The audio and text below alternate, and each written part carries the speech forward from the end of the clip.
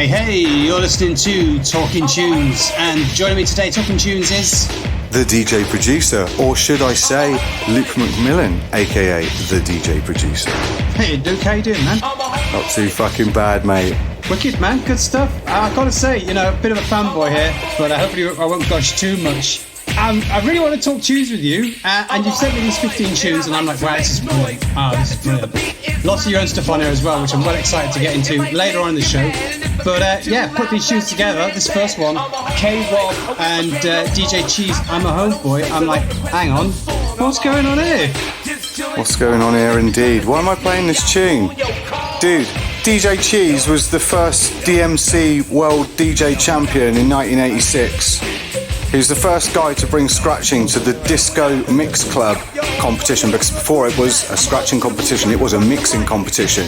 This guy from New York called DJ Cheese, who had worked with a few producers whose records I'd known, came in and obliterated the thing. I mean, in the middle of his set, he handcuffed himself while still scratching two turntables. So, seeing that as a fucking, 13-year-old, that was like, oh my god. And this actual tune, like, people will know this tune from the samples that me and my friend Hellfish took for a track we did called Way of the Homeboy.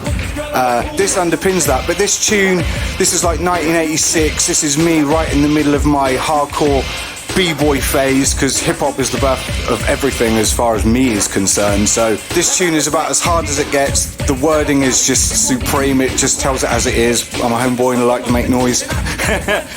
if the music's too loud, that's too damn bad. It's been like the premise of my whole life, so ending up sampling it and then it becoming part of our own folklore is something crazy. Talk about recycle or die. Yeah, illegal or not, that's another conversation. But no, these things seem to have resonated my whole life, and even now I'm back to collecting old school hip hop records again, because I seem to have everything else in my collection, so shit just loops around, man. Yeah, it's a life anthem, man. I'm a homeboy. I wear a big gold chain, holding my name so big that people say I'm insane. When I walk in, my block people start to steer and say, ooh, he's sporting the fresh gear. But you be careful, miss, because I'm known to diss when somebody step on my kicks. I got the command box, that's wanted by the cops, and how loud does it go? It's 90 watts, and by the way, hey, I like to say, you can hear my bass thumping 5 blocks away. And if I hurt people's ears, I don't care, because I'm bold, and although this my favorite beer. Motherfucking right. Yeah, I mean, the thing looping around, I mean, we're talking 1986, but I'm thinking, when people look back at retro stuff, whatever the year, it's always 30 years ago, and I'm thinking now, and I didn't want to get into it too early, but like 30 years ago was 1991. You see people making like old school rave again. Like you most recently had one out, We Are Still Here compilation, right? I saw in that DJ producer, expected some hardcore, but I was like breakbeat hardcore. Totally, man. We're not dead. Hardcore refuses to die. I don't know, man. Like, I come from original hardcore, even before I found like Gabba House or any of that stuff, when we first got into rave, there was house music, and then it was basically house or hardcore, and hardcore was like, breakbeat music and suburban bass and, the Prodigy, and that just had way more energy than like, gospel vocals and pianos, so I chose hardcore, man, or did hardcore choose me? So breakbeat hardcore is like, for an English raver, that's first and foremost. I mean, that even carried through my whole me finding myself as a producer and then creating our own version of hardcore techno, which is totally breakbeat underpinned from any of us UK producers' point of view. So that's just, again, 30-year cycles, man. Here we are, like breakbeat hardcore, like Jungle just exploded, and I like that awkward bit, between early rave and breakbeat music before it came jungle, when it was just really hardcore, like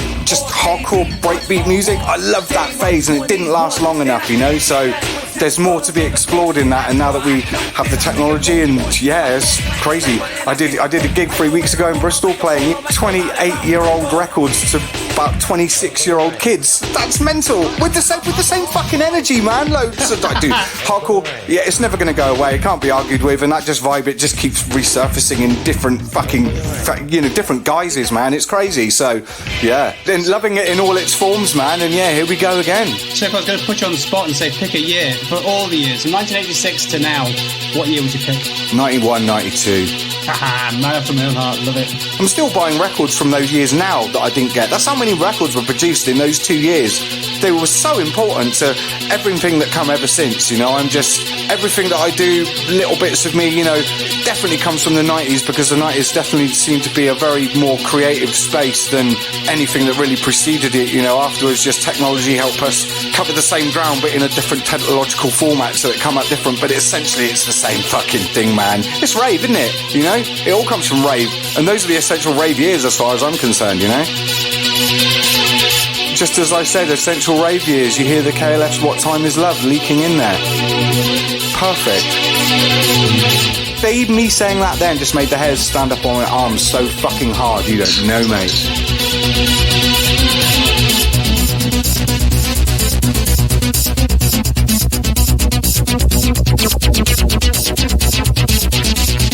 Why did you pick the trance version of this? Yeah, so coming from being a hardcore b-boy, you know, 1989 was really a transition phase, and I went into college as a hardcore b-boy wearing a Kangol, didn't give a fuck about house music, and I met a guy who really gave a fuck about house music and had a pair of Technics. And for a b-boy who didn't have Technics, I was instantly besotted with him, probably his Technics more, but then his choice of music, and he started to do these little parties in Glastonbury, these house parties, and I just wanted to go to watch the DJ Techniques, you know, but he was playing house music, and one of the very first parties that I went to at the beginning of the night, he pulled out this black sleeve with this green number 1 on it, and it just said, What Time Is Love. He played that record. Fucking hell. It was like hearing something that you'd never heard. You knew it was important, but you didn't know what it was. And honestly, like hearing the KLF in that state, even before that was like, what was that? Must have been the end of 1989. Well, it was really 1991 when the KLF came to prominence in like a pop music kind of format. So the KLF was like really the founders of Acid House. First and foremost in my head, some of the first Acid House music I heard was KLF's What Time Is Love and the KLF's 3am Eternal, like those original number 1 and 2, the trance versions. So they're at the beginning of everything for me, and I'll argue that to the day I die. Like the first big rave I went to, Energy, at Docklands Arena in London, when we came back from that rave, someone put on the KLF's Chill Out, and well, I've listened to that album now for like 31 years. I listened to it on every flight I ever got on, so I probably listened to that album over 1,000 times easily. Yeah, dude, they infected me, man, and it's still here, and they are still the kings of discordiance. It was an art project that went totally wrong and blew up in their face, so much so they burned all the proceeds and hid for 30 years. I think that's fucking genius, man.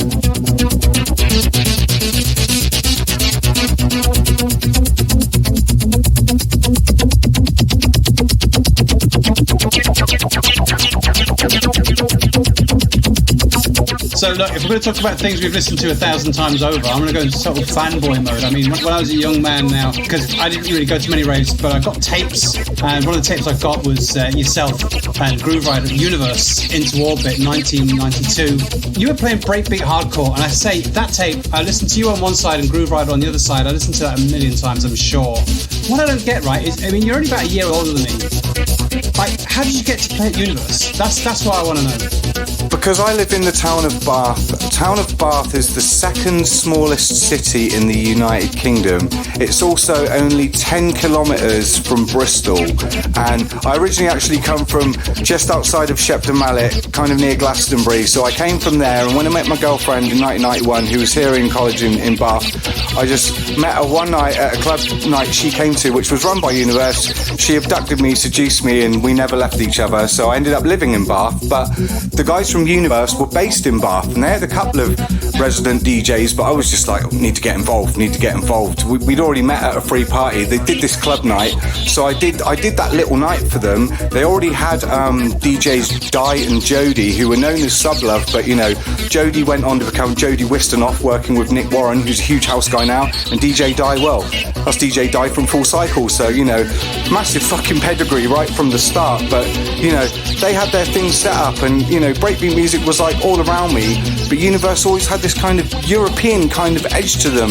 You know, right from their very first party, you know, they booked Fierce Ruling Diva from Lower East Side Records in Holland. Huge fucking heroes of mine. Also like Orlando Vaughan, who was known as Frequency on the same label. Like the biggest Euro bangers you could get. Again, like, you know, Belgian techno to me is as important as, like, you know, the birthing UK rave scene, but as important as each other. But everyone in UK just focus on UK things. But I was like, you know, the world's a bigger place than just fucking UK, man, and there's a bigger world out there because I'm hearing the records. So then Universe Cup finally came along. You know, I played that first gig playing breakbeat, but it became very obvious that, you know, everyone was playing breakbeat, and it was like, we're all playing the same music. There's no real differentiation. So by the time I got the second option to play Mind, Body, Soul, and it was like, I'm on the main stage again with Di and Jody and me, and I'm like, but then they booked this guy DJ Tanith from Berlin, who I was aware of because of the Germany, like the Mayday scene and European techno stuff. I'm like, well, I have just enough of those records to do a set. I'm just gonna fucking do it just to support the German guy so he doesn't stick out like a sore thumb. That was my only premise to play techno that night, and look what fucking happened. And that was it. So the choice was made for me. I come from a breakbeat background, but playing techno that night, literally the Monday after that gig, the fucking Universe offices were phoning so hard. Paul Shurry was ringing me going, dude, you need to give us like your number direct, because people are ringing to book you. Like, fuck, it was, you know, I was 18 years old, man. I don't know what the fuck was going on, dude. It was amazing.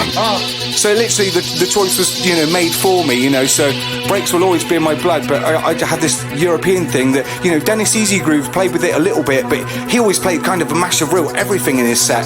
Back in that day, it was really hard to accept that. Now anything goes, but 30 years ago you didn't know what to do with it. But me, I was like, fuck, I just played techno one time, and they were kind of obvious techno records as well, but I put them in such a context that no one had fucking ever heard the way that they were played that way before, including myself, and it was like, okay, I think the choice has been made, man. That is literally what happened and how it happened, man.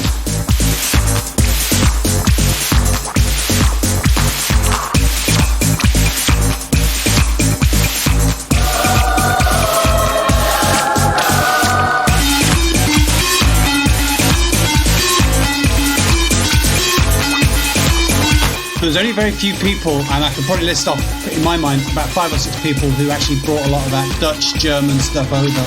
And yeah, that totally sets you apart. And I don't think anybody really knew, they liked it, but I don't think anybody really knew where it was coming from or what it was. By the time you get to 94, 95, Gabba is totally influencing the UK, right? You've got Helter Skelter and stuff like that. So I think you're an early pioneer in that respect.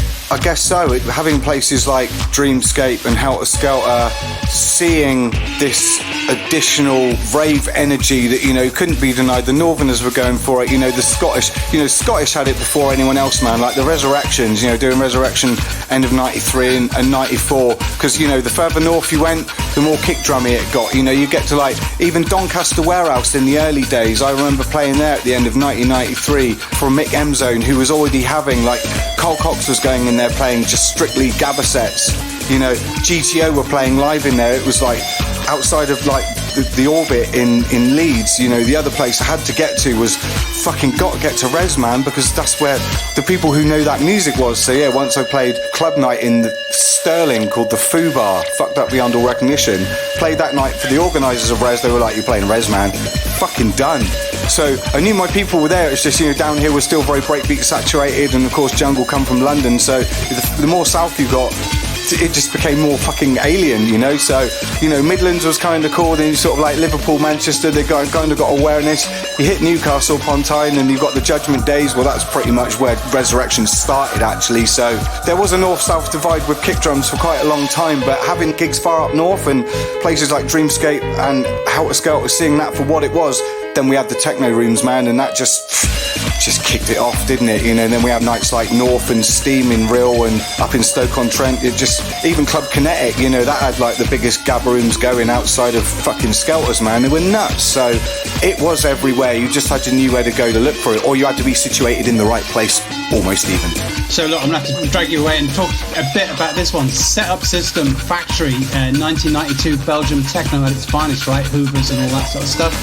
this is the absolute upper echelon of the craziest Belgian rave record you could get. Understand, you know, artists like The Prodigy, a lot of the content, the noises in there, it's a direct correlation to these sounds that you got in those crazy Belgian rave records. You know, I'm so besotted with those records, probably even more so than the UK ones, because again, you know, coming from hip-hop, with hip-hop you search for the root elements, which are the breakbeats, you know, like funk and soul records and that, which, you know, I have vast knowledge of that as well. But when it comes to rave and UK rave records, a lot of those early ones, they were just sampling all the Belgian stuff, which I was, you know, playing in the first place, which probably enforced me playing Gabba then after, you know. It's all come from the same place, European kick drums that got bigger. I mean, guys like Holy Noise, DJ Waxweasel is a huge Gabba artist now. He's been working for 30 years, man. It's crazy. It's crazy to think how the music, like, develop in different places, for sure.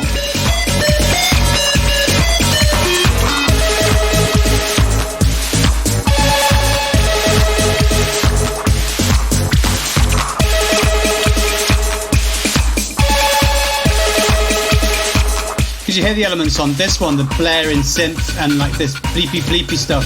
That's, as you say, yeah, you can see well how the Prodigy were influenced by that. Piano breakdowns, bleeps, absolutely, dude. That's, you know, the rave UK sound in its first essence, as nutty as it did, because of crazy Belgian rave records like this. And I then love that mix of how the UK reinterpreted that and took those old hip-hop breaks and speed them up and, you know, newfound funk, man. That was UK adapting something that was coming from Europe. So then, for that brief moment we had something else, but then breakbeats and sub bass took over and black culture really punched its way through and jungle became a bigger thing, and then hardcore just turned back into fucking Gabba hardcore, man. And there we are. There's two things on its own different paths again, man. There's a great documentary on YouTube, you can probably find it elsewhere, called The Sound of Belgium. It talks about Belgium from Second World War up until, the 90s. Bought it on the day of release, mate. Bought it on the day of release, absolutely. Really important documentation of like the roots of Belgian techno and how that did, even coming from their early dances of listening to organ music, man, and seeing their development going through to like large clubs like the Boccaccia, that place where R&S Records was just king, man. And same for me. As half of my Belgian record collection is R&S Records. Simple as that, man.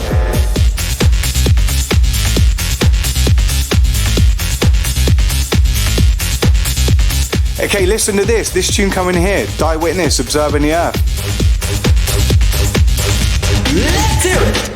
It is seminal Gabba, isn't it? I mean, but it isn't it? And hearing this tune, you know, that same night when Tanif played, and then hearing Tanif's set, and he played 9 as a classic, that was the first time I ever heard that night. So, like, I thought I did really well playing this tune. Then I heard Tanif's set, and he played No Women Allowed and 9mm. I was well fucking put in my place, mate.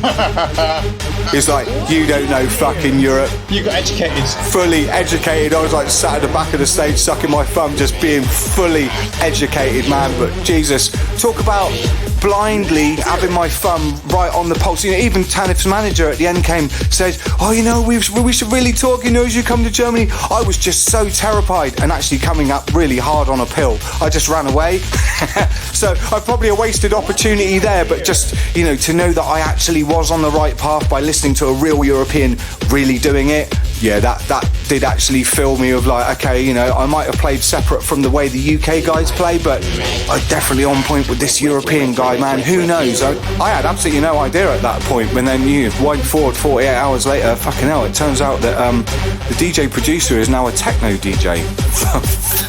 Fucking what, mate? Probably 18 in main stage in it, probably the biggest raves going on in the UK. World's at your feet. I mean, you must have been, what day of the week is it like? It was quite overwhelming, man, for sure, what day of the week it is, you know. But, you know, at the same time, it's all I wanted, you know. I was scratching records in my bedroom in 1985 at the age of 13, using an amplifier's on-off switch for the fucking transformer cuts. Like, this is what I wanted. That's why I've been doing it a lot, because the want was, you know, I can contribute to this. I know I've got something that I can do and people really like it. So the people always decide, man. I could have played that techno set on that main fucking stage. I could have emptied the tent. That would have been the fucking end of the DJ producer. Like, what was I fucking thinking? I could have just played the fucking Sons of a Loop the Loop era again, and it would have been like a nice safe house. And but no, I had to be fucking stupid and dangerous didn't I? I know, let's play this Gabba record. Let's start with 2001 A Space Odyssey, but LP, cut up for 33, takes too long, I'll play it on 45. That'll speed it up. That's a weird one, isn't it? So, and then proceeded by playing Gabba music that no, it's just like fucking, I look back now, it's like, cool. You know, the blind stupidness of youth can be completely fucking amazing, can't it? It really can.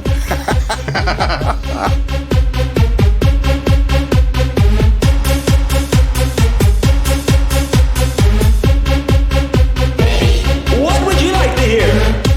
So look, Dyewitness, Dutch guy, obviously Gabba, predominantly or only coming from the Netherlands? What do you think? At that time, definitely. I mean, you know, Dyewitness, it's like that was like Midtown Records, you know. Yeah. Again, Tanith, he played Sperminator's No Women Allowed. That's the first record I ever heard on the Rotterdam Records label. I was fully being schooled, so it was like, okay, yeah. Midtown Records, well, Rotterdam Records is a subsidiary of Midtown, so then I had to go back and like learn these new fucking, find out where these labels were coming from, and yeah, you know, it took about a year, but then, you know, finally hooking up with a woman called Jane Howard who ran a night in London called Knowledge. That was, you know, really like a high profile, like fucking quite a hardcore techno night for London, but you know, I got in there, and from getting in there, actually meeting heroes like GTO enforced me that I was on the right path, and actually meeting Gordon Matthewman, who ran Edge Records, you know, DJ Edge. I briefly met him in Knowledge, and then we were doing a night down in Plymouth called Revelation, where my mate John actually booked him, so that was him there, and then that was the connection made, and then Edge Records started doing Gabba music. I was like, this is what we're meant to be doing, definitely. Yeah, Edge is a classic label. Everything that came out on Edge, pure gold, right? And again, it's not breakbeat hardcore. But it's kind of hard to pin anywhere, really, isn't it? In terms of genre, hard techno is what I'd call it. Well, definitely. I mean, he was licensing stuff from like the Structure label in Germany, which is like Force Inc. Records, which you can get more fucking hardcore European if you tried, man. Like, you know, Force Inc. was a label to be reckoned with. I was playing all that stuff, so you know, to then finally, you know, just off the cuff ask him, can we make a tune? And then we end up making a tune. Like, it couldn't have been in a more relevant techno place for UK if it tried. Like, again, talk about fucking riding high and taking the piss, asking the question at the right time and getting a fucking yes. It's like, right, let's do it. And then we were doing it. It's just crazy, man.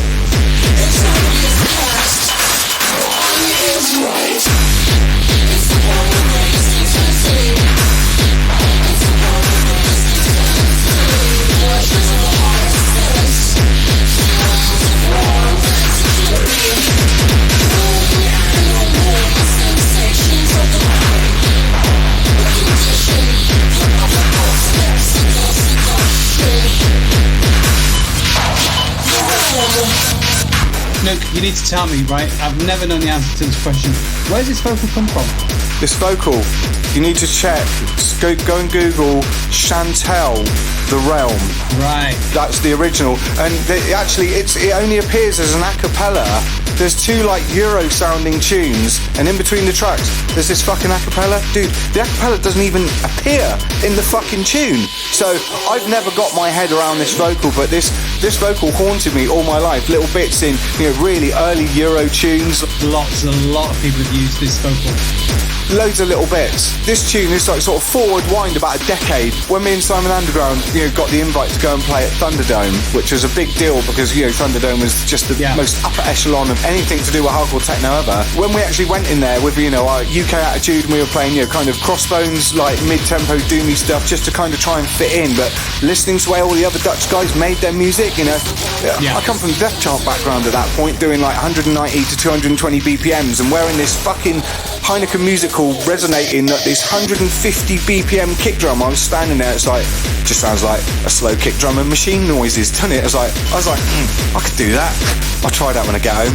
So I got home, literally, I wrote the drum track, you know, and the drum track was there. I was like, yeah, that sounds like fucking Thunderdome. I was going through a folder and just like found the vocal. I was like, oh, I wonder. Just dropped it in on it, and I shat myself. It was like, holy fuck, listen to that. Move the vocals around a little bit. So you got the dub version and the vocal version. Yeah, and then that tune goes back to Holland like half a year later and ends up on about 17 different Dutch compilations, and basically in one fell swoop made my name in Holland. Fucking mental.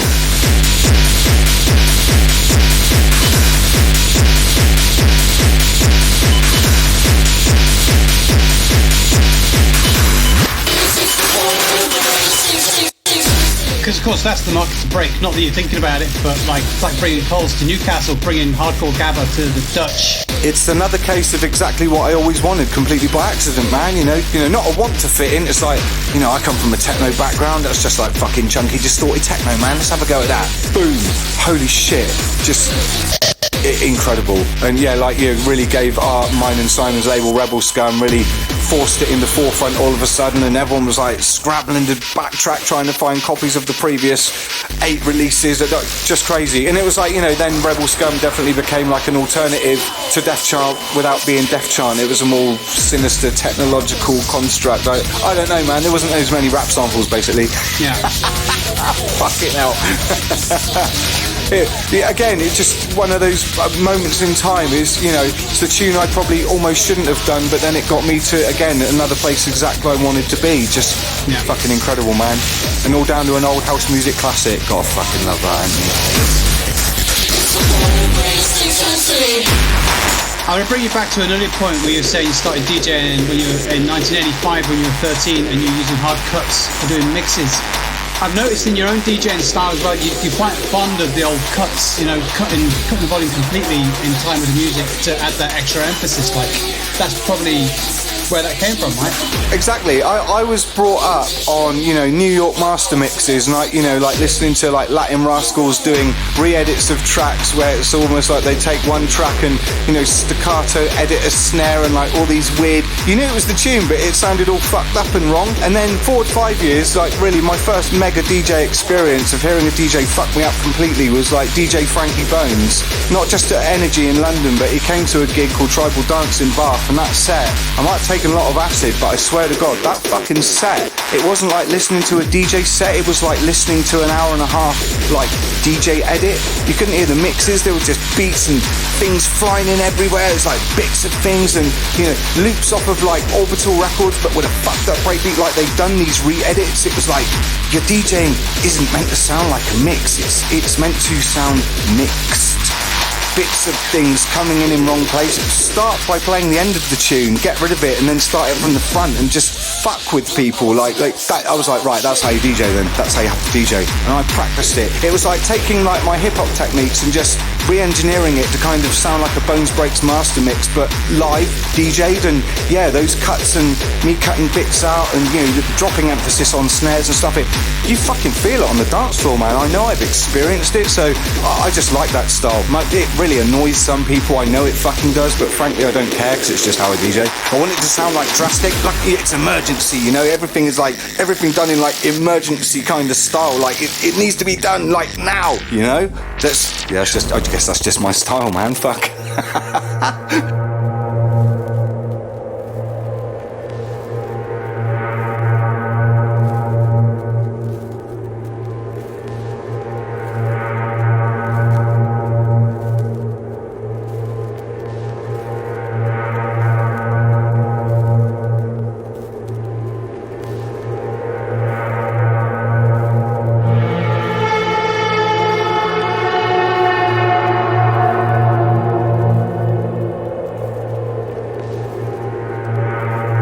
Bit of jungle. All right, let's talk a bit of jungle. Source Direct, Stonekiller. All right, before you go any further, I'm going to correct you right there, mate. That's not jungle. This is fucking drum and bass, dude. Yeah. Ooh. Huge pause. There's like tumbleweeds just rolled through the studio. Do you know what? Now listen, like a tune like this, because, you know, metalheads, for me, just making the hairs stand up on my arms fucking listening to that, fucking hell. Metalheads is an extension of the Reinforced Records label, yeah? Undeniable. Yeah. And Reinforced Records for UK is as important to old school hardcore as, say, Moving Shadow was, you know? It was, you know, Reinforced, Moving Shadow, and Suburban Bass, they all come from the same place. So then seeing that evolution from Reinforced to like even the first Metalheads release, Doc Scott's Rider's Ghost or whichever, it was fucking, it just sounded like something else. I mean, there was lots of like really fast breakbeat records coming out, and you, like I say, breakbeat hardcore was getting so stupid to the point where, yeah, it just kind of jungled itself out, and all of a sudden, you know, jazzy elements were coming in, and yeah, that was definitely sounding a bit more, I don't know what is that, but then Metalheads, there was something in the template, I don't know what it was, and even Goldie's productions, there's something quite fucking sinister about them. There's this almost cinematicness to them to a degree, and I think just that ethos resonated all the way through the fucking Metalhead's catalogue. Like, when Source Direct come along and put this thing out, me and my production partner Chris Maxey, we did a lot of drum and bass together, we heard this record, fucking hell, it flipped our digits completely. Listen to the tune. I mean, it doesn't even get going till 3.5 minutes in. It's fucking unreal. Talk about creating a sense of atmosphere and not knowing what is coming next. It just fucking amazing. I do think that influenced me quite seriously on some psychological level, where it was 1997 where we moved from 12-bit samplers and having an Atari sequence everything to when we got our first PC. And with a PC you could sample inside the computer, so we weren't limited for sampling space anymore. So all of a sudden you can sample these big atmospheres and actually write tunes with fucking intros that take 3.5 minutes, and yeah, I'm guilty of it myself in some of my Def Chant productions even. But yeah, dude, I hate a tune that it's like, go, understand it, here we go, fuck that. Where's the build-up? Where's the feel? Where's the feel coming from? Do you know what I mean? It's like music for fucking idiots. I like it to take over you to get drawn into it, and once you're so sucked inside it, then it just fucking annihilates you. Like, that's what music's meant to do, man. And tunes like this it did it to me in a way that I hadn't heard music do it to me in a long time, and it was like, yeah, this is like drum and bass music has arrived. It does scare some people, and it's like, oh yeah, jungle's more understandable. Yeah, it is. I like that sense of, I don't know what's fucking going on with this music, man. I love that. I even take that into some of my own productions as well. So yeah, talk about tunes that affect us. I make music, but I'm a lover of music. But this show is called Talking Tunes, isn't it? What we're doing, we are talking tunes, mate. And but I became a DJ because I'm a lover of music. And when you hear a tune that fucking hurt you so bad, you just can't stop playing it and can't stop playing it. And Source Direct Stonekiller is just one of those fucking tunes, man. Absolutely. So I think I know the answer to this question, but I'll ask you anyway. Where do you stand on breakcore? I think it's just another extension, even to a point, I'm partially responsible, because if you listen to my choices, you got fucking the Source Direct there, and then there's tracks of kick drums and fucking hoovers, and then things that go too fast for their own good. Yeah, that's me also. Breakcore's all of that. But in the 5 minutes this tune's got going, I could have played 6 breakcore tunes. There you go, mate. Exactly. There's different eras of breakcore, isn't there? The first, like, the digital hardcore recordings era of breakcore, where it was just like very violent jungle. Oh yeah. There's got that, and then you get to the end of the noughties, and Planet Mu have just like taken it and fucking run with it, and then when you get Venetian Snares is born, it's like everything game over, man. So however extreme you are, there's always going to be someone that's more extreme than you. For years I felt guilty for playing what I did because it was just so fucked up and more violent than anyone else. Then I went to Belgium and heard how they really play breakcore, and I felt like a fucking happy hardcore DJ, mate. I'll be honest with you. There's always someone more mental than you are, but in order to find that fine balance of what you like in music, you've got to push the boundaries so hard, and I think that's kind of what killed the breakcore scene almost. It just got so ridiculous, the music burned itself out, and so did the crowd, so it still exists. It kind of, it went underground, then grew up, and again, like Stasma is an amazing human, and he makes fucking amazing music as well, and it's intellectual, it's intelligent, it makes you fucking think. Here we go, this tune here. This is an example of that. Double Face, Monkey's Revenge. This is your mix, is it? This is my remix. It's about 2003, I think. And this is, I've done a few Def Chants. You can hear this is me totally in the digital domain now. And Double Face were an artist. They didn't do many releases, but what they did, those records are really highly revered in hardcore techno circles. There's an EP they did on Laurent Ho's Epitaph label. Fucking amazing. So they were actually friend of like my long-term brother from another mother, Manu Le Malin, who's like, one of France's definitely biggest hardcore DJ, techno DJ also. But he was really friendly with the guys from Double Face, and the Double Face, there's 2 guys, Paul Louis, and he has a cousin whose name I still don't fucking know. But also Paul Louis was doing parties as Impulsives, and me and Hellfish went there, played a couple of gigs for him. I did a solo gig for him, but with Impulsives, they also had a company. They were doing like CD compilations. I think the company was called Model, and I did a CD compilation called Thunder from the Southwest. which, yeah, hardcore aficionados are going to know that compilation as well, because that was me in full underground French mode. But after that, you know, they said, oh man, you know, we did everything. How you want to remix a track from Double Face? I was like, fuck, go on then. And they'd done this album, and so he sent me stems from a track from the album that I'd never even heard. It was like, I really like the content, but I can do something with that.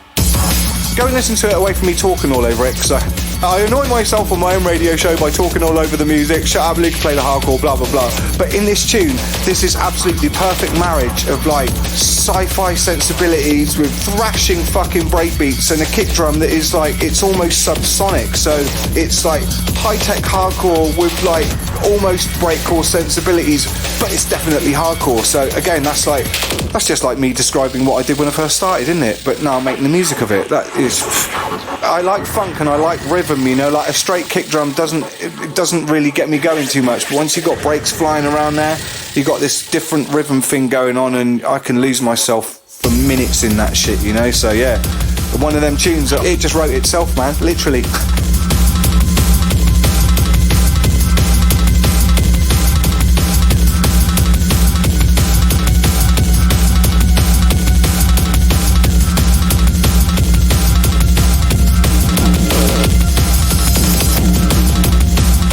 Confirmed signals then, let's talk about that. I mean, I assume you must be getting an absolutely flooded inbox of people sending you stuff. It's great and I love it, and that's what it's for. Even as a DJ, I always played like wild card tunes, like the biggest supporter of the underdog. You know why? Why? Because I was the fucking underdog, you know? Finally, I'll find my people that I can make connection with, those lunatics that I didn't think exist. Now I definitely know they exist. Now they all know they're on their fucking supporting their cause. I'm the DJ, I'm an advocate for this music. If it's good, I'll fucking shout about it, you know? I won't shout about rubbish. If it's rubbish music all around, I'll play old music, fuck that. But no, Confirmed Signals is play on words from an old track of mine, Signal Confirmed. And Signal Confirmed is literally about sending the signal in the hope that someone receives and understands what you're saying. Yeah. Well, now the fucking signal has been confirmed, isn't it? So, Confirmed Signals, I'm just playing a fucking stream of them. So, it's a huge play on words, but in a year and a half of doing it, I never thought I'd become a radio DJ. That's totally fucking alien territory to me, but it works and people love it, and it's been a support system through Corona. You know, there's been no gigs, and I've had 2 gigs a month. That's fucking crazy. And with music coming from far reaches, people from fucking North Africa sending me tunes, for fuck's sake. What the fuck is that, dude? This is now infected.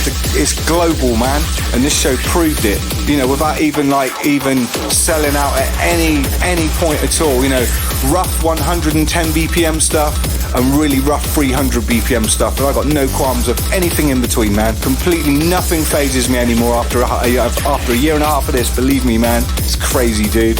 When people are sending you stuff, what's the quickest way to get to you in terms of Gmail or something like that? Gmail links are always the best. LucasProducer at gmail.com. Of course, I get messages via Instagram and SoundCloud and Facebook. But when you're trying to keep a monitor on all of them and do what I do, it's hard to constantly keep tabs. So yeah, to my email is always best. But you know, I don't know. I've sent you a couple of emails, Luke, and it wasn't until I got you on Facebook that I actually got to talk to you. So I don't know. It must have gone in my fucking spam folder's got a lot to answer for, man. Fucking hell, dude. Fuck. Yeah, LucasProducer at gmail.com always, and I always listen to everything, and you know, you know if I like you because I'll be playing you. Simple as that. That's how I work, dude. But I am all ears. You know, I'm 48 years old now, and you know, I'm an old motherfucker. My grades are starting to come through. I fucking hate that. I might still have the spirit of an 18-year-old, but I'm not 18 years old. But you know, I am here to support the next generation and the generation after that, because that's what old fuckers like me do, definitely.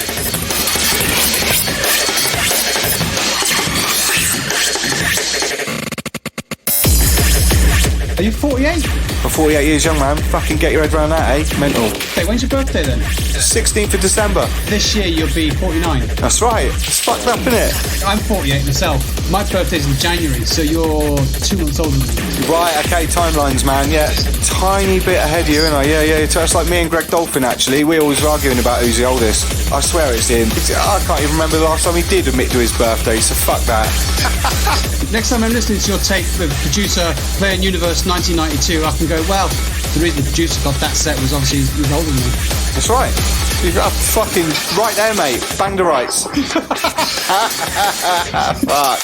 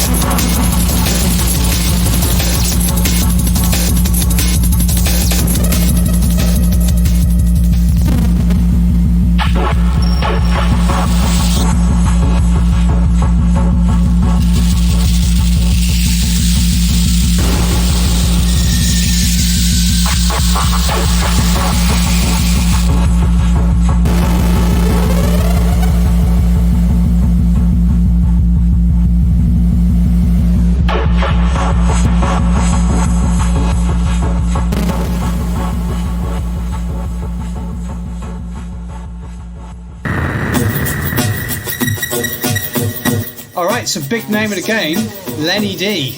Yeah, I think actually, if I wind it back, Lenny's been with me forever, because 1986, Shark One featuring the Knights of the Turntable, what's the track called? I can't remember the track, but the scratching on that record is one of my favourite old school hip hop tunes ever.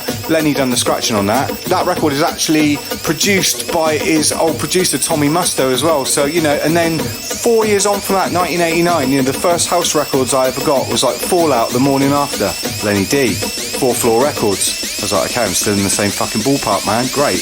And then you like wind on a bit, and then we get to 92, and Lenny D's doing like hardcore remixes on fucking Rising High records and stuff. It's the same with fucking Fierce Ruling Diva as well, actually, like fucking the earliest like European records I bought were from them.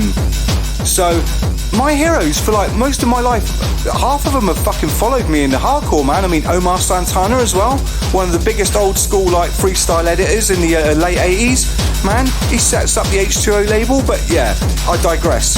Lenny D, he's been a guiding light forever. I was into his house music before he went hardcore, all his early Major Problem stuff, go and YouTube it, the guy's a fucking legend.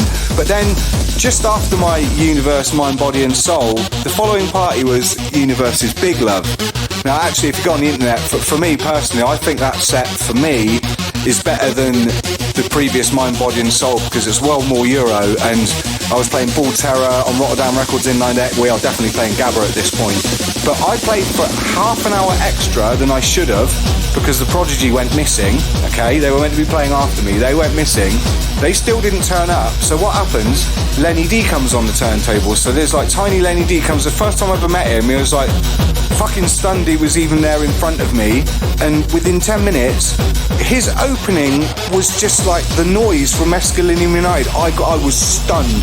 I was like stunned, stuck to the floor, just watching him with my mouth open like a fucking goldfish. I must have spent the first half an hour of his set like that, just watching him. It was like, okay, this is how you play hardcore techno, man. Now I'm getting schooled again, big time, and this time from the main fucking dude, like Lenny. When Lenny played the way he did back then, it was something else. It might have been a bit messy, but he played tunes, man. Yeah, Lenny D, that whole North America thing, something I've never got my head around. I mean, you can see how like Belgium stuff or Dutch stuff comes over to the UK, we're all in Europe together. I never understood how the Americans got into hardcore. There was no evolution that I could see. Lenny's introduction is really from production, definitely, because like I said, the early new groove things, and then Lenny did remixes for Spectrum's Brazil on R&S Records. That was him and Eric Cupper. Then after that, he would have done I think he did a Lenny D EP like solo on R&S, but wasn't actually on R&S Records. It's one of their subsidiaries. So like Lenny was definitely in the network, and then as a touring DJ, you know, Lenny was DJing more than actually producing on European labels. But you know, Lenny then came to Europe, played at a Mayday, smashed that up, then ended up staying in Frankfurt for 3 years with Mark Pain. So then he's absolutely in the main context of hardcore techno, and just from there kind of fanned backwards. So like for about a year, Lenny's based in Germany, and then just fucking played everywhere and destroyed the world. And that's, you know, Industrial Strength was pretty much born off of that, staying with Mark for a year, licensing a track from Mark, which, you know, Mark Pain's We Have Arrived, which is Industrial Strength #1. So then, you know, Industrial Strength is a US label, but first released from a European established artist. Yeah, dude, it all tied together. And after that was like the biggest European hardcore artist. Getting the rest from the US was easy. And yeah, but, you know, most of the releases thereafter on Industrial Strength up until I think about number 20 was all US artists. So they were there. They just needed a fucking platform to scream from, man. And Lenny facilitated that completely. Yeah, Lenny, you know, Industrial Strength, as far as I'm concerned, is the mothership, you know. PCP was big for Germany, but for me, Industrial Strength had like a wider distribution, and I knew about Industrial Strength before I knew about PCP, and Industrial Strength was like the leading light for this is what hardcore techno is going to do. This is where we are going. Where we're like, right, I subscribe, let's go. Lenny was all that, totally. So then that all came then through the Belgians and the techno scene, and that makes that connect in my head now. Definitely, absolutely.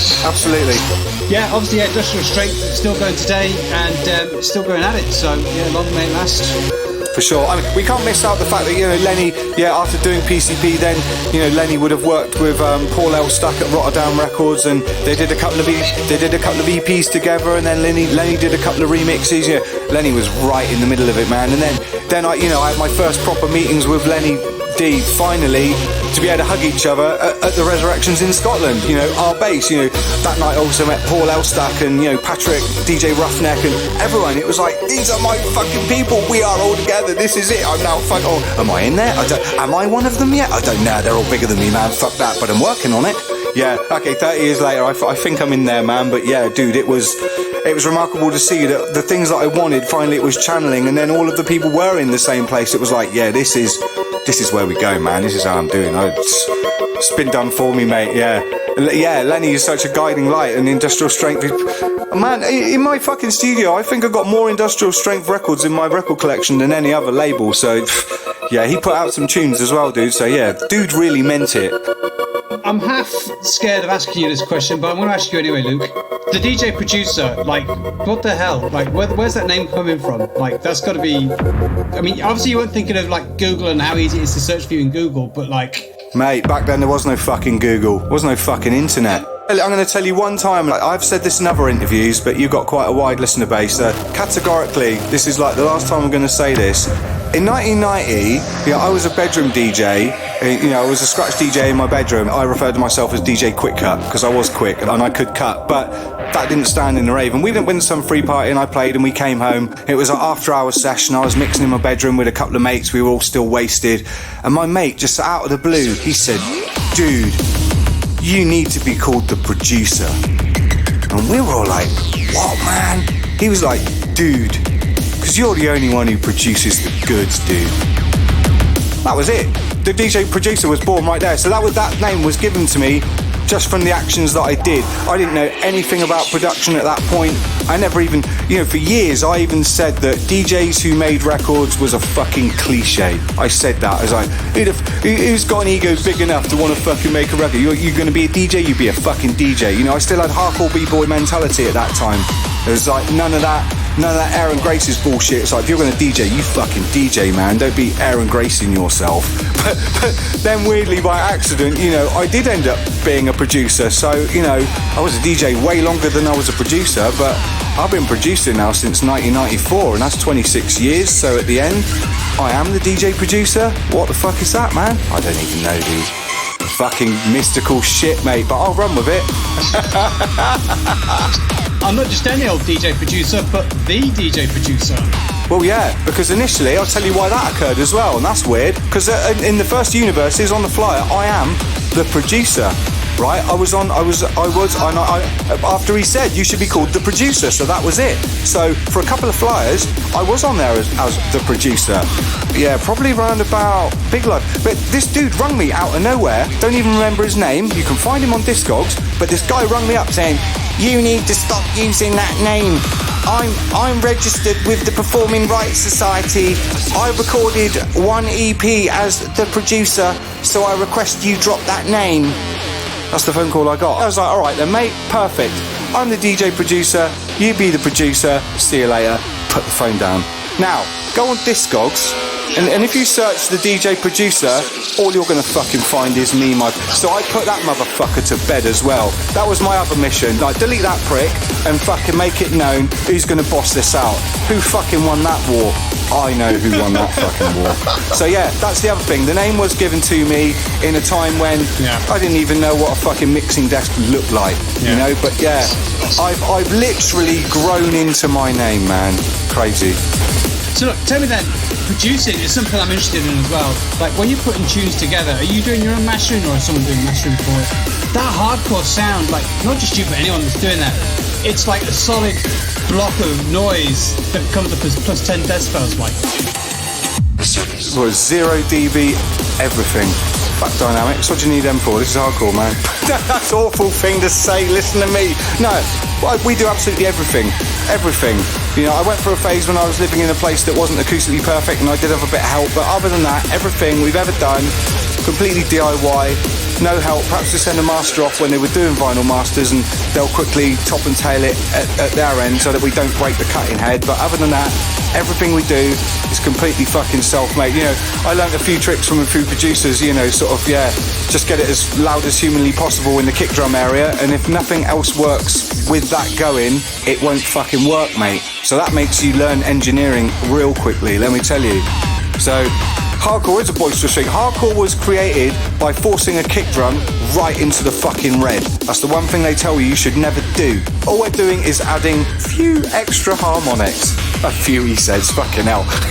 Yeah, it's like nuclear music, isn't it? You know, but it is what it is, and it has its sound from literally doing those things within the engineering process. That's how it has mutated into what it is today, for sure, man. We were always DIY. No one could ever help us do this because it goes against everything you're ever taught completely. So when you're making something then, straight away you work at full strength, there's no headroom. Kick drum first, man, always. Just full fuck you kick drums. Kick drum first, break the speakers, rest follows. If you like doing it sensibly, you'll use compressors and limiters to get it to that point where you know there could be no more got, but once you've got that and it's rendered as a solid lump and can't be moved, then it can be literally played with like Lego, man.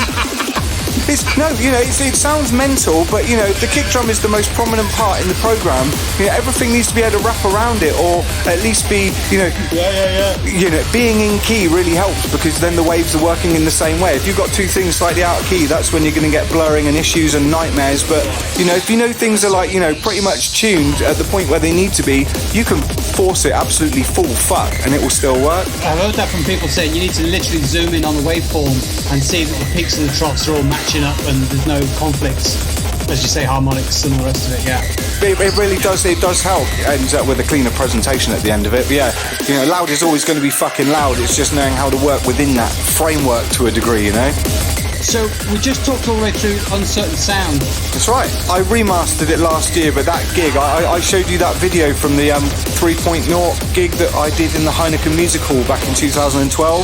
Well, that tune was actually written as the kind of, I hate the word anthem, but it was, you know, they literally, like you see the video, they'd literally written like a 45-minute piece of outrageous headfuck video with everything like sequenced almost on beat to a degree, but there's a point where I dropped that tune, they had a certain display and everything worked, you know, time coded, and it was fucking incredible.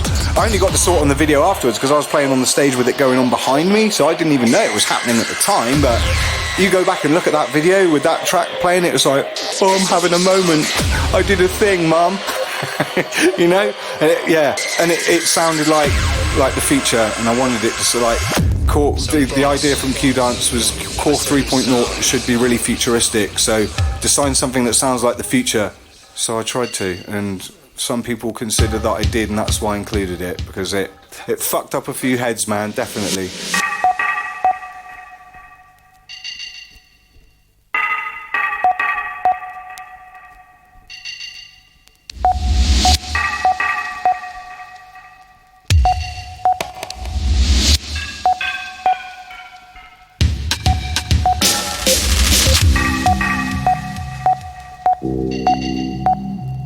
And then going to this one, Research and Development from 1997. I was kind of talking about the span of your career as a musician and making tunes, and how you're pretty much on a same sort of vibe throughout all the music you're making, right? And the fact that it's all very producer. So I guess what I'm trying to get to is it's a hardcore industrial techno sound rather than a gabba sound. I guess what I'm saying. For sure, you know, even my friend like Frank ID, he got it to the point. He says, you know, sometimes, Luke, I don't know how to explain your music as just fucking loop music, because sometimes no one makes fucking music like you. Yeah, that's even hard for me to say, because that sounds like such an outlandish, big-headed thing to say. But I hate all that, and I hate to be put down as being that. But there's been moments where I've made tunes, and even I was like, fucking hell, man, that strides between two things like I've never done. But, you know, this track, Research and Development, you know, it is, 1997, it's 200 BPM, but, you know, half of it does sound like, it sounds like I've been listening to too much, like, fucking Metalhead's music, Source Direct, No U-Turn, all of that, but taking that kind of dark UK breakbeat imprint and morphing it into something that come from a more hardcore perspective. I knew there was a marriage there, you know. I mean, it's funny, the marriage, you can say 6 years later ended up being called Crossbreed. I'm not a creator of anything, but the things that I did with this music legitimized the way that music would be created later, right? That much I am sure, and you know, that's how I wanted it to be. I want there to be catalysts that make people think, fucking, okay, let's stop doing that like that, let's try and do something fucking different instead, you know? It's, Research and Development is, even I had the title even before I did the track, you know, and then when I did the track, it was like, what the fuck is this, man? This is some space shit you got going on. You know, 12-bit samplers, kind of shittily produced, you know, it's not my best production, but I think sometimes the ideas just precede a production, don't they? And this track I am immensely proud of because it did straddle two worlds that I wanted connecting. Drum and bass could be inaugurated into like vicious hardcore techno and then coexist and be a thing, man. And in some way that this was the beginning of that, definitely. Designed to scatter a line of suckers who claim I do crime. They on my time, dig it. Oh yeah, we've added fucking Public Enemy vocals as well. You can't not have Public Enemy vocals in hardcore techno, can you, man? I mean, come on. It's a given, isn't it? You've got to do it. But yeah.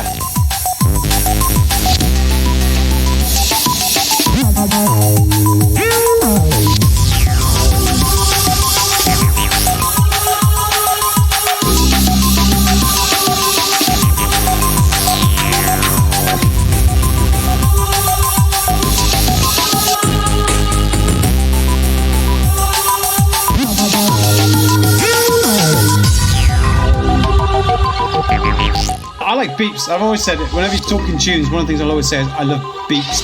Beeps was once described to me as just brainless music, you know, and the fact that you can just listen to it, tune into the beeps, and just forget about everything else, right? Mate, breaks, bleeps, and bass lines, man. That was an early premise. Those key constitute parts to what we enjoy listening to, definitely. Something very cerebral about a bleep going off in your head, isn't there? Definitely. Designed to scatter a line of suckers who claim I do crime. They on my time, dig it. And in this bit now we're getting into a lot more what I would call like hardcore techno. This is very much your sound, right? No, this is it. This is proving that the Metamorphosis could be like that gentle that you didn't even feel it. You know, 1 minute you're like vibing on some half-step drum and bass vibe with these two-step breaks. They on my time, dig it. There you go. they're on my time, dig it, Kickdrum. And like even that Kickdrum, that's one of the first Kickdrums I actually sound designed myself, and that's successful. I used that Kickdrum in about 6 other Death Chant records, so apologies for that, but when you're on a good thing, yeah, milk it for a minute, because it was definitely mine and no one else's. It was like, yeah, we got a fucking rotative thing whirring away, and man, there's, yeah, that now there, that's the feel of the Technodrome in Outscower, absolutely, you know. Who are you managed by these days? Who's booking you for gigs? Prospect in Holland. I joined with them just before the beginning of pandemia, which, you know, all of us really cry a lot about, but hey, you can't control shit, can you? But here in the UK, yeah, for the past, I don't know how many years, Out Twisted and the Dark Side crew, yeah, Twisted Artists up in Scotland, he takes care of all my UK and Ireland stuff, so it's all taken care of, man. Designed to scatter a line of suckers who claim I do crime. They are my time digging.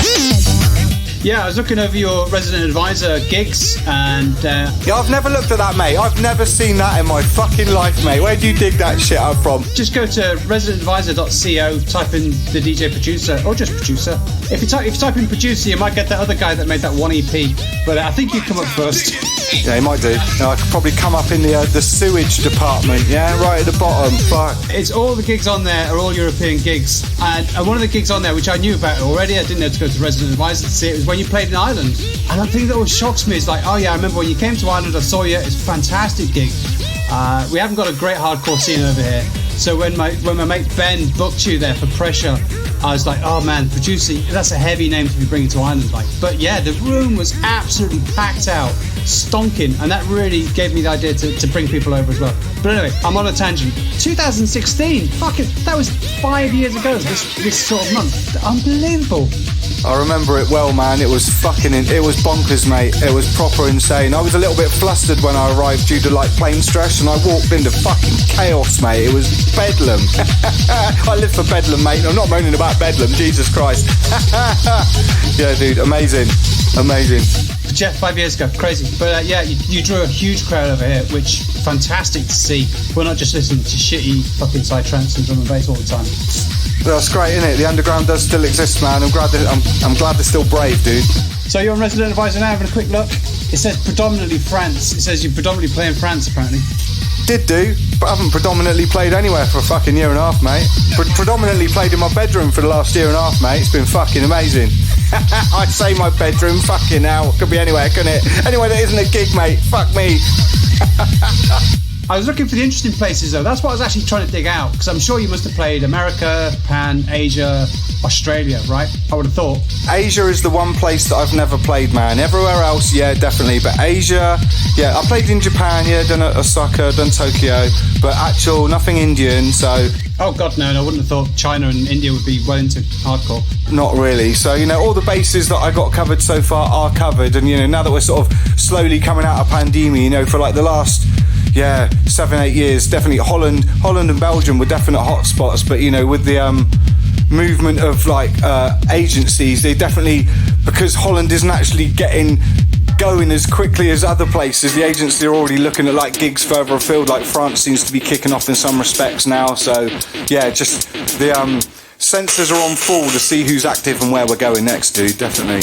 Yeah, I think it's been, obviously 18 months has been ridiculous, but I think what's going to happen, you know, when people listen back to recordings like this a year from now, I don't think anyone's going to give a shit about the pandemic. I think everyone's just going to be moved on, like, you know? Exactly, that's all we can hope for, and it was spent so much time, like, mulling it over, man. The sooner we can get back into the rave and forget, the fucking better, I think, really.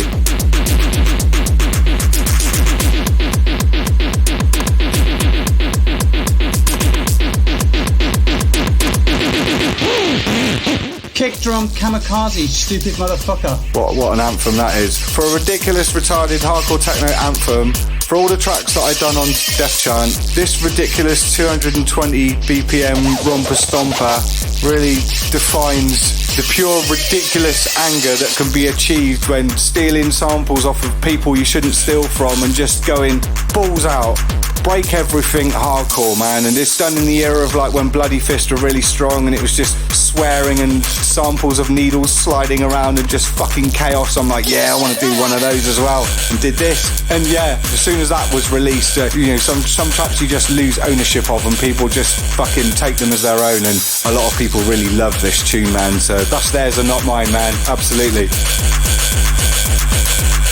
Watch me shoot this motherfucker. Have you ever got into trouble over that sampling? Oh yeah. Yeah, I've got in trouble with two of my main heroes for sampling, which is fucking retarded because they sampled. Yeah, well, I'm not going to name names. They both know who they fucking are. But it's totally ridiculous. I mean, it's funny because we had an incident with Forgotten Moments that we did play earlier where Hellfish put out a white label. We put out a couple of white labels called Stroid. You know, we'll admit to it now because we can all laugh about it now, but it wasn't very funny back then. But yeah, the Stroid 1 and 2s, you know, I'd do a mega mix and then Hellfish had just ruined something. So with the first one, I did a crazy mega mix where I literally sampled fucking everyone in hardcore. There was not anyone left untouched. So don't come at me like, oh, you sampled me. I was like, yeah, I fucking sampled everyone else as well. Don't worry about it. But on the flip side, basically, Hellfish stole the whole of Forgotten Moments and stuck a Run DMC track on the top of it. Yeah, ha ha ha, everyone thought it was me. And then Lenny D ringing my house and me having the coldest fucking phone conversation with Lenny D of my whole fucking life. We can laugh about it now, but it really wasn't fucking funny then. But even to this day, even when I was putting because I put the feelers out about this show, you know, I don't think the show is really about what I think about like the tunes that I've ever played, but there's so many tunes that are so important to other people, I'd sort of let them have half the choices. This track has been called out so many times, but yeah, I just think there's so many tracks that have been played out and yeah, sampled and got me in trouble. Sometimes you just gotta go, alright, put my hands up, this is what we do, but hey, let's face it, most other fucking artists in hardcore have as well, so none of us are fucking angels, are we, you know? I went through that post. I think the most commented track was the Dyewitness one. About 10 or 12 people put Dyewitness on there. It's completely out of my hand. Yeah, like I said, it's almost embarrassing playing with that, but no, it was so shocking when you heard that tune back in the day because it didn't sound like anything else. We got so used to like piano anthems and breakbeats and Prodigy and SL2. When you heard a kick drum and fucking you go, what the fuck? Yeah. What is that, dude? Like, you know, the funniest thing about that tune, this is even fucking funnier. You know, my dad, God rest his soul, he was really into music. He was a big taper of John Peel, and you know, when John Peel got to, you know, sort of the beginning of the 90s, but the beginning of the 90s, Pete Tong was really big on the radio, and my father, he used to record all the fucking Pete Tong shows, and there was a couple of moments I'd woken up on a Saturday morning, come downstairs, and my dad was really excited going, Luke, you need to hear this, what I fucking recorded off the radio last night, you know? Dyewitness, Observing the Earth was one of those tunes, man. I couldn't believe what I was hearing. I was like, Dad, where the fuck did you get this? And he was like, yeah, Pete Tong. I was like, oh my God. So I don't think anyone had even heard that show, but yeah, my friend Chris, again, he actually had a copy of this record. I was like, dude, you give me that fucking record. So a track that my father played to me that I then borrowed from a friend, I played at a rave that then made me. So I didn't even buy the record, man. Like, what the... Dude, this gets weirder and weirder, doesn't it? You're the first to hear any of that, mate. So there you go.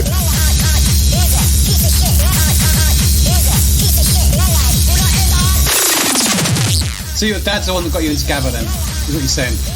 My dad's the one that got me in, no, you're honest, mate, my dad's the one that got me into everything, you know, even when I was first buying, like, early hip-hop stuff, I bought, like, my copy of Kraftwerk's Tour de France. My dad was with me, you know, he was as excited to get it as I was, because he'd already bought 2 Kraftwerk fucking LPs, but Kraftwerk's Tour de France actually appeared in the film Breakdance, which I was besotted with at the time, so instantly, like, me and my dad had a full-on connection about music. You know, your parents are meant to hate your music. My old man was right up for it. That really helps as a kid, you know, if your fucking parents are on side and he's then actively listening as well. I'm like, oh my, this is crazy, this is, really. But yeah, my dad was always like that, so that was never weird for me, you know, it just never was. Watch me shoot this motherfucker. On your bio there on Discogs, it says you used to work in a record store bass bomb in Bath. I wondered if that was where you sourced a lot of stuff as well in the early days, like when you went to Universe and stuff. Absolutely. That correlated right with that time as well. I think I started working at the record shop. That would have been, about November, December of 92, and I worked there right to the beginning of 94, so like literally end of 92, so I had it all of 93 and beginning of 94, and I was dealing with like Mo's Music Machine and Great Asset, and we were just getting hot to trot, they were getting like 3 and 4 copies of like, Adam and Eve records and like Labworks records from Germany, but they knew I was one of them ones that was desperate for it, so I'd ring on day of delivery. I was like, you got them German things? It's like 2 copies please. two copies of everything, 2 copies of everything, I'd have one of everything, so I was like, I was really vicious in, working at a record shop, but I was like, me first. Fuck the shop, me first. I'm not sure what my boss felt about that, but that was absolutely how it went, man. Fucking hell. But yeah, again, that then taught me loads more about, how the record shop thing worked, how the actual distributors worked, where they got their stuff, learning new labels from them and where they were getting their stuff. It really opened up another realm to me. So then by the time I got to 1994, met Gordon Nafferman to release my record and playing in Knowledge in London. When I went to Knowledge in London, that first night I went there was also the first night that I met Mr. Simon Underground, who at that time was in the corner of the club on a tiny little round table with 1 crate of records on the table and a little sticker stuck on the front of the crate said Underground Music. That was Simon at the beginning of his underground music empire with just 40 records in the store. And straight away I was like, where'd you get these tunes from? He was like, oh, that was it, we bonded right then. I met Simon in 94. I was talking to him 3 days ago. Like, we have been buddies ever since, because it was like he knew I could play the records that he got and I knew he had the records I wanted, so we just instantly just all over each other straight away, which was amazing. So again, connections, just finding those people who have that interest that you have back then was our internet, because we had no internet. You had to be out there and get in amongst it, totally. Did you ever go on a plane, go to Holland, anything like that? That's the one thing I probably do regret a little bit, was, never getting to one of those early Hellraisers or Thunderdomes. I was aware they were going on. I was thinking about buying records. Go to Amsterdam, go to Rotterdam, buy records.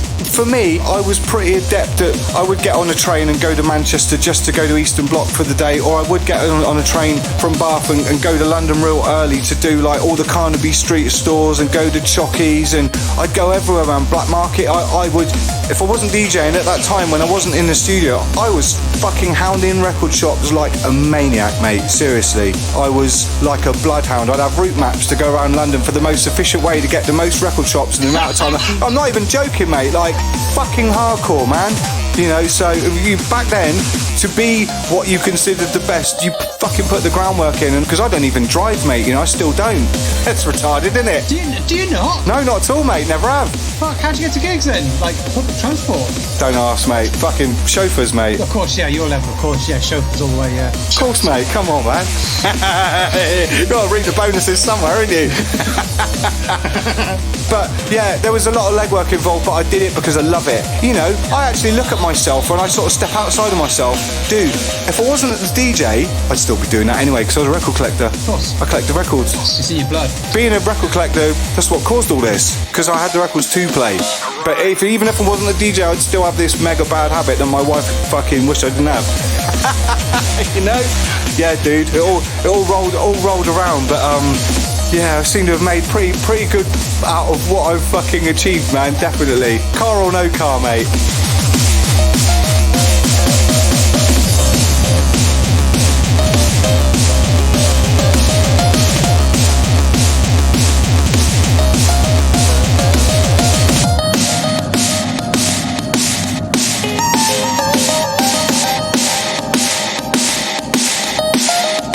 Just a ride.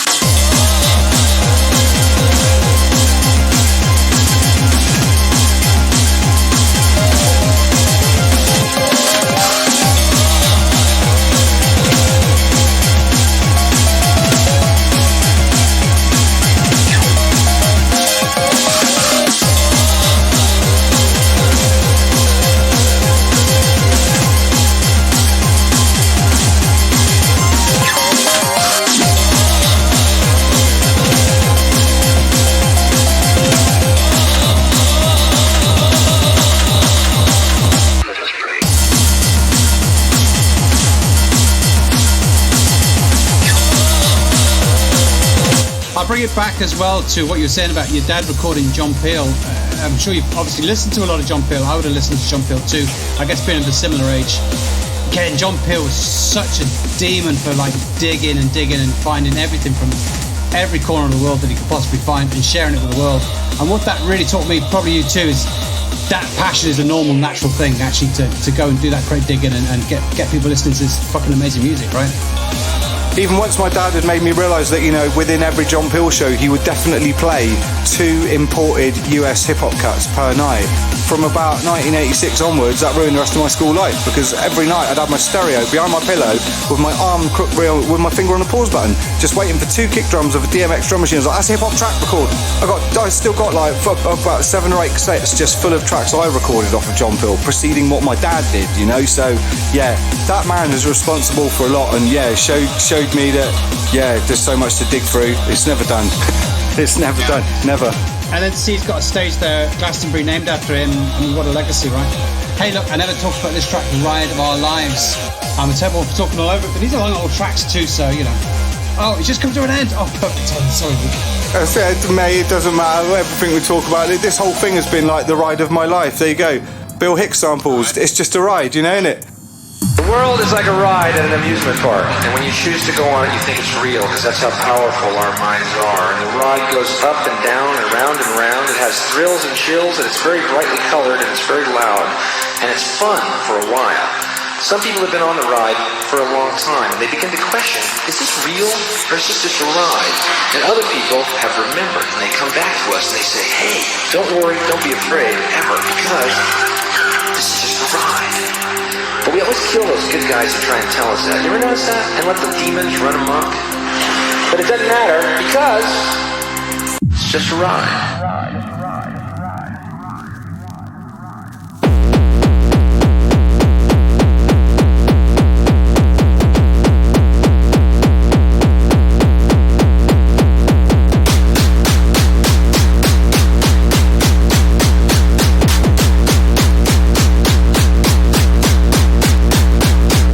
Talking sweet spots now, Party Animals. Oh man, I love everything on Mokum. Like Mokum Roughneck for me, buy it on site. Don't even listen to it. It's funny, man, because I think for all the records that I actually got rid of, and I've got rid of a few because I had so many, but I kept all my Mokums, all my Roughnecks, and all my industrial strengths. That just says something, doesn't it? They're like the templates of how hardcore should be done, really. These kicks, though, it just gives me such a fucking boner. I chose this track because a few of my friends, a couple who definitely spring to mind, are besotted with this track because of me. Well, Mokum is like one of them labels that was so fucking consistent. You saw the red sleeve, you'd buy the record, so that was it. Listen to that kick drum.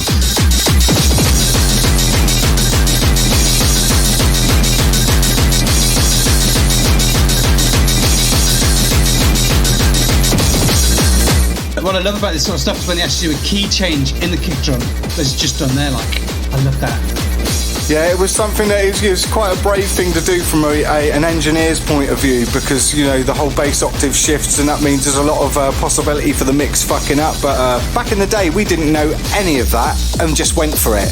My Only I Can Do It on Def Chant is basically this kick drum stolen and me playing fucking octaves with it, like fully, to the point where Flaman and Abraxas both know and have both given me the thumbs up, because I played in my version, they were like, fucking hell, man, go for it. So not everyone knows every piece of music, so, you know, all of these artists that we've sampled, I'd say, you know, a fifth of them know that we even sampled them, to be fair. You know, artists are such egomaniacs, they only listen to their own stuff, you know, they don't listen to anyone else's stuff. So I brought it to their attention that what I'd done to their track. They were like, fucking, okay, nothing left to say, you did good, nice one, kid. And I was like, yeah, we did.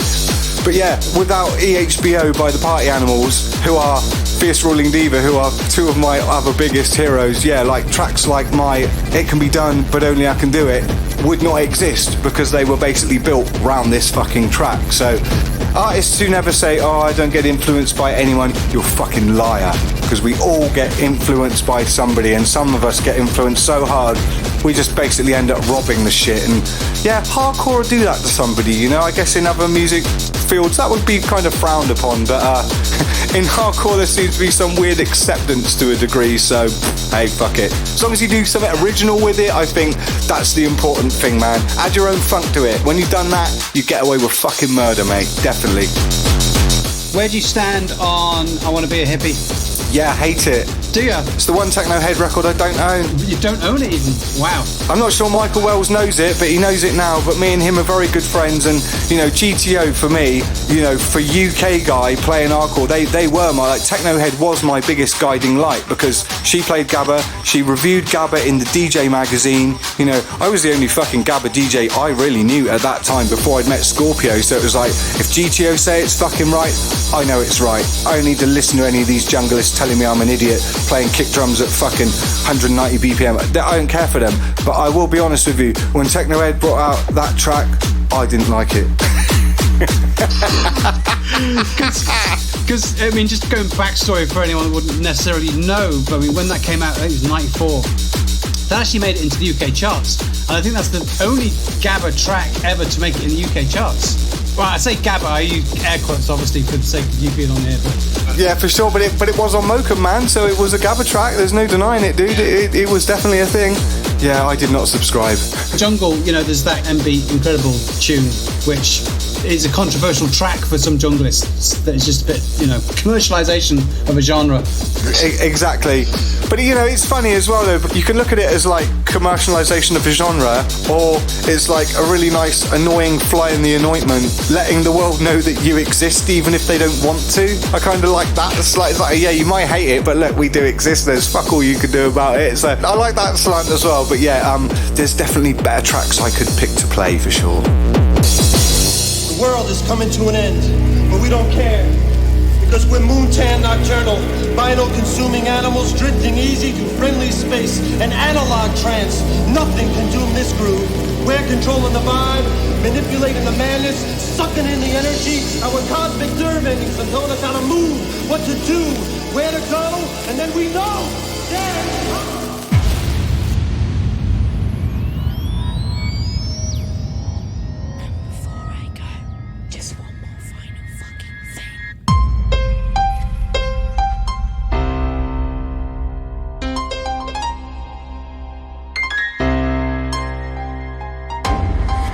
DJ producer being very artistic and musical here now with the tune Positive Outlook from 2015. Here he plays the piano concerto of Mozart in B major. Is it a B major? I don't even know what key it's in. I don't know, I'm talking out my arse, mate. I mean, you know. I think I should just shut up a minute and let the fucking intro talk, innit? Because if you let the intro talk, then you can do the vocal. This fucking tune wrecks everyone.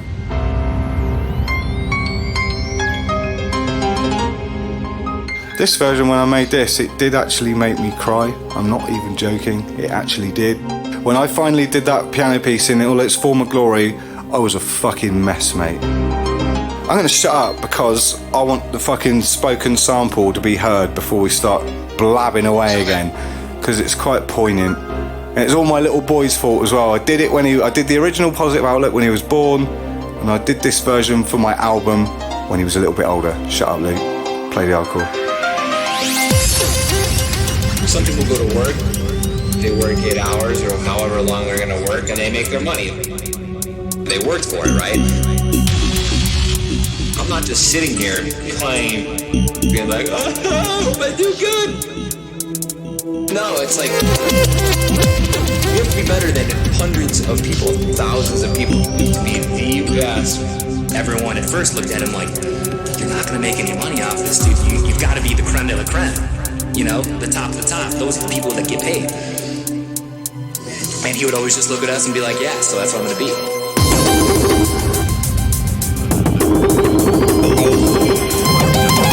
Oh, the guy from downtown. You know the guy I mean?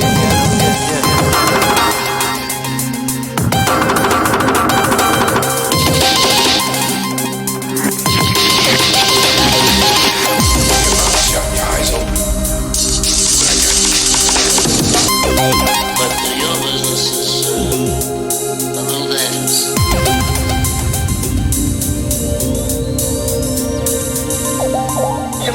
fucking punk get away with that as well? What's the world coming to?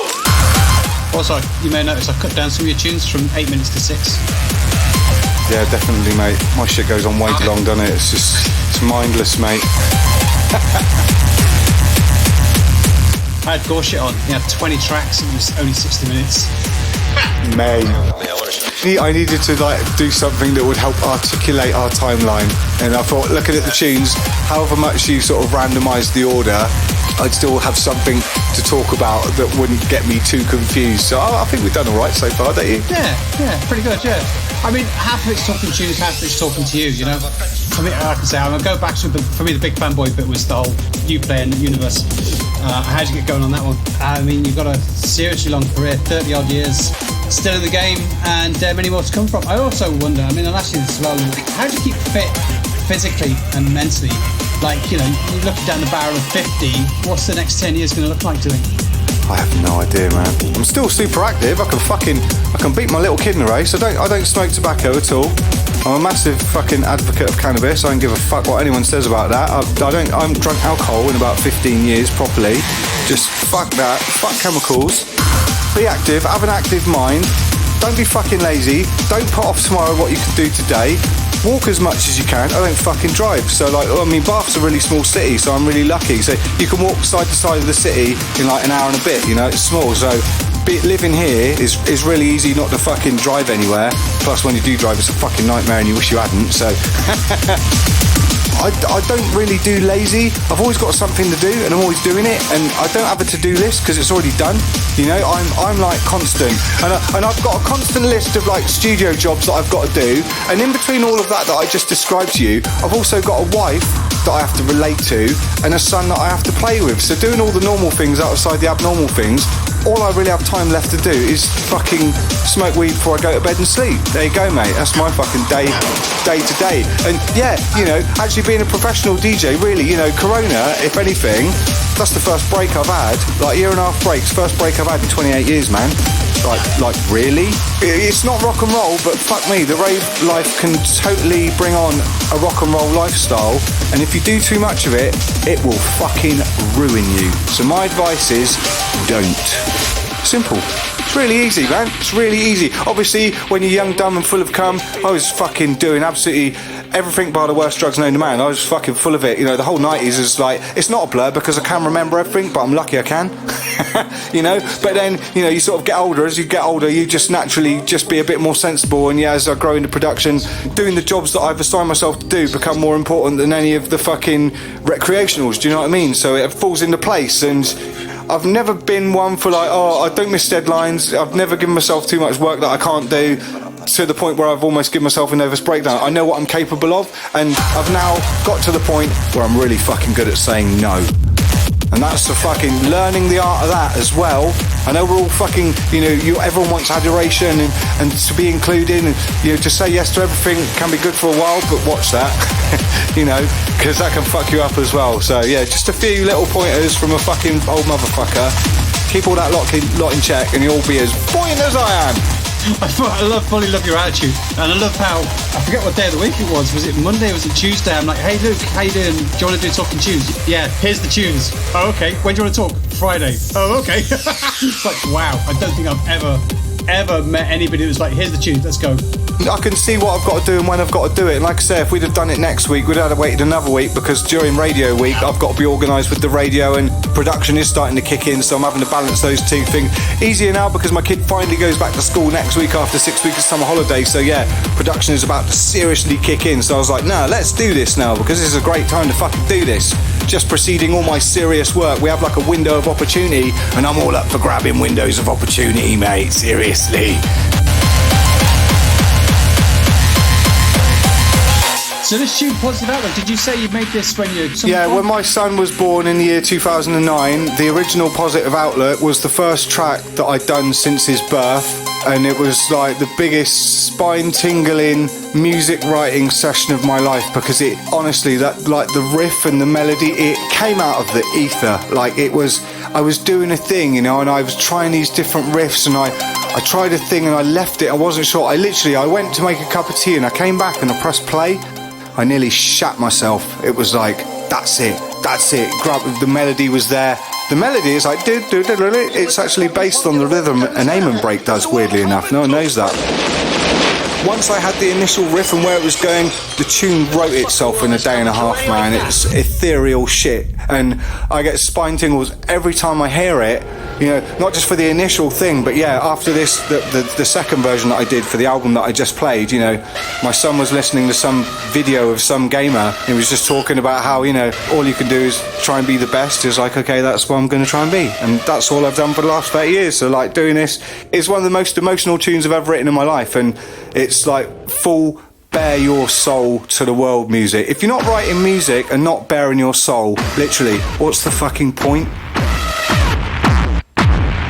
That's what I think. So, and to be able to bare your soul with some of the most violent music on planet Earth, I think that's a trick to pull, isn't it? Listen to that. We're getting to the end of the interview, aren't we?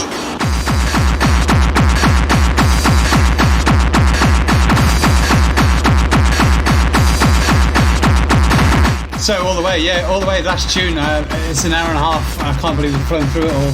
Micropoint E-Man, 1996 French techno duo. I think this tune just encapsulates everything that is ridiculous and anarchic about hardcore techno. I mean, what other genre do you know that puts fucking elephant noises in music?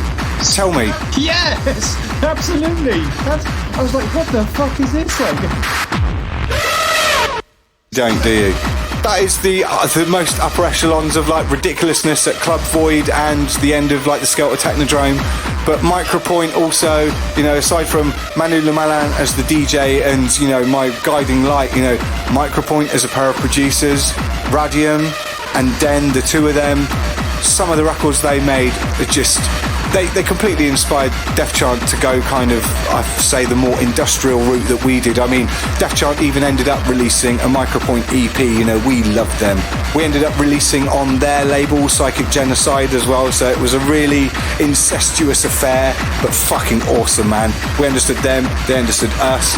You know, when I first went to France, and first, you know, it's like playing this UK music, I first went to France DJing, there was all these other fucking French hardcore DJs playing Def Chant records. I was like, what the fuck? I had no idea anywhere else on the planet was like playing our music. You know, I come back to England, it was like fucking fish. I was like, dude, they're fucking playing our tunes in fucking French pubs. You're not gonna believe this shit.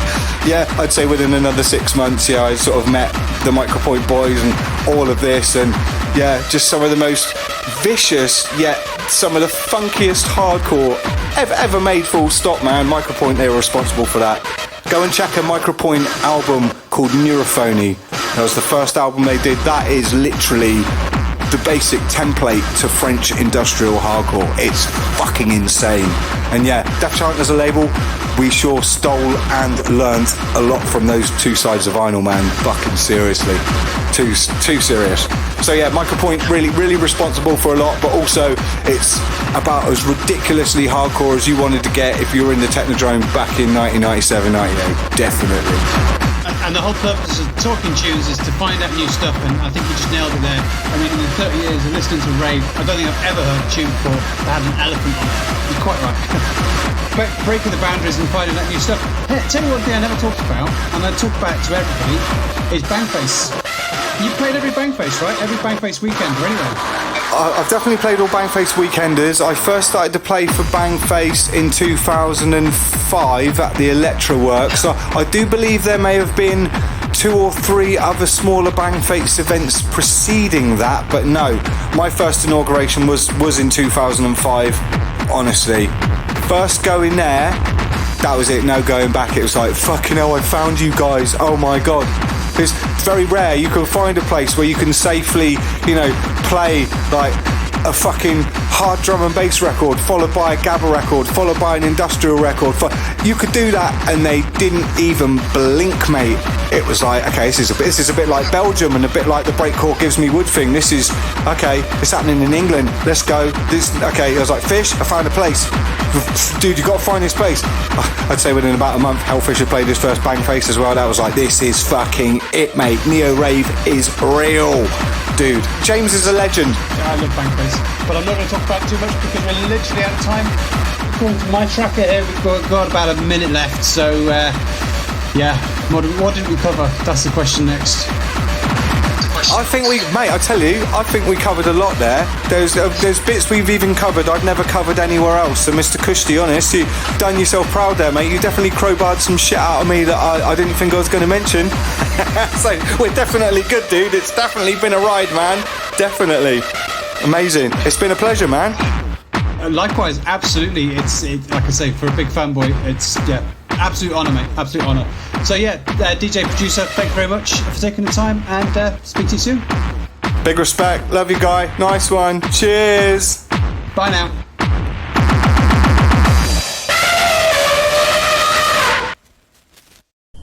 DJ producer on the wheels are still right now. He know the fucking score. You want some more motherfucking hardcore? Rude boy Bo telling you. Johnny the Rainbow Head. You are so vicious. Dreadlock's right. Love you, Bristol.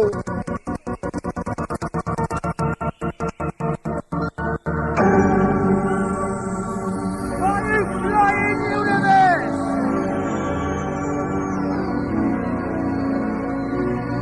Are you ready to sell your soul to the proper sounding Looney Tuning? Sell your soul to the producer.